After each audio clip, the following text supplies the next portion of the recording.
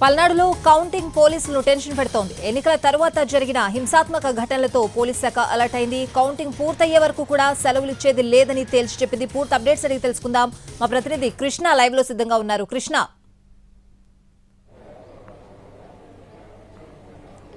Thank you Swathi. ఎన్నికల తర్వాత అంటే పోలింగ్ డే తర్వాత జరిగినటువంటి అసాధారణ పరిస్థితులు, ఏదైతే ఘర్షణల వాతావరణం ఉందో, రెండు పార్టీలకు సంబంధించినటువంటి నాయకులు కానీ కార్యకర్తలు కానీ గ్రామాల్లో కొట్లాట జరిగిందో దానికి సంబంధించి ఇప్పుడు పోలీస్ శాఖ తీవ్రంగా దృష్టి పెట్టింది. దీని తర్వాత అంటే పోలింగ్ డే తర్వాత కౌంటింగ్ అనేది చాలా కీలకమైంది. సో కౌంటింగ్ ప్రక్రియలో కూడా ఇలాగే పెద్ద ఎత్తున ఘర్షణ చెలరేగవచ్చు. అదేవిధంగా కౌంటింగ్ ముగిసిన తర్వాత కూడా అంటే ఎవరైతే గెలుస్తారో ఎవరైతే ఓడిపోతారో వాళ్ళకి సంబంధించి వాళ్ళ మధ్య కూడా ఘర్షణలు చోటు చేసుకునేటువంటి పరిస్థితి ఉందనేది నిఘా వర్గాలు హెచ్చరించిన నేపథ్యంలో ఇప్పుడు పోలీస్ శాఖ మరింత అప్రమత్తం అవ్వాల్సిన పరిస్థితి వచ్చింది. ఇప్పటికే జరిగినటువంటి గొడవల నేపథ్యంలో, ఘర్షణ నేపథ్యంలో ఓ పక్కన సిట్ అధికారులు విచారణ చేస్తూ ఉన్నారు. విచారణ సంబంధించినటువంటి నివేదిక ఇచ్చారు. ఈ నివేదికలో మా భవితవ్యం ఏం అవబోతుందనేటువంటి టెన్షన్ ఓ పక్కన ఉంది పోలీసులకి. అదేవిధంగా జరగబోయేటువంటి కౌంటింగ్ సంబంధించి తీసుకోవాల్సిన జాగ్రత్తల మీద కూడా పోలీస్ శాఖ అప్రమత్తం అవ్వాల్సిన అవసరం ఏర్పడింది. ఈ నేపథ్యంలోనే పోలీసులకు సంబంధించి ఇప్పటికే 2000 మంది పైగా పల్నాడు ప్రాంతంలో మోహరించి ఉన్నారు. కేంద్ర బలగాలు కానీ, రాష్ట్ర బలగాలు కానీ, అదేవిధంగా సివిల్ పోలీస్ కానీ. ఈ మొత్తాన్ని ఎట్టి పరిస్థితుల్లో వీళ్ళకి సెలవులు ఇచ్చేది లేదు.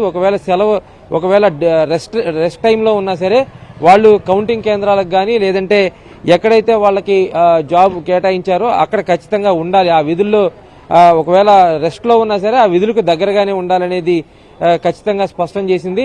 సో నిన్న ఛార్జ్ తీసుకున్నటువంటి ఎస్పీ మలికా కూడా ఇదే విషయాన్ని స్పష్టం చేశారు. ఉన్నటువంటి పరిస్థితుల్లో చాలా మంది మీద అంటే వందల సంఖ్యలోనే బైండ్ ఓవర్ కేసులు కూడా ఇప్పటికే పెట్టడం జరిగింది. సో ఈ బైండ్ ఓవర్ కేసులు పెట్టినప్పటికీ కూడా చాలా ప్రాంతాల్లో గొడవలు జరిగిన నేపథ్యంలో వాళ్ళ మీద ఖచ్చితంగా నిఘా ఉండాలి. ఎవరైతే గతంలో కౌంటింగ్ ప్రక్రియకు సంబంధించి విఘాతం కలిగించారో అటువంటి వాళ్ళ మీద మరింత నిఘా పెట్టాలి. వాళ్ళని పోలీస్ స్టేషన్కి పిలిపించి కౌన్సిలింగ్ ఇవ్వాలి అనేటువంటి ఆలోచనలో కూడా పోలీసు విభాగం ఉంది. మరోవైపు ఈ కౌంటింగ్ కేంద్రాలు ఎక్కడైతే ఉన్నాయో ప్రస్తుతం స్ట్రాంగ్ రూములుగా ఉన్నటువంటి ఈవీఎంలు భద్రపరిచినటువంటి ప్రాంతాల్లో అక్కడ నిఘాని కూడా మరింత పెంచారు. అక్కడ జనరల్ గానే 144 సెక్షన్ అమల్లో ఉంటుంది, 30 యాక్ట్ అమల్లో ఉంటుంది.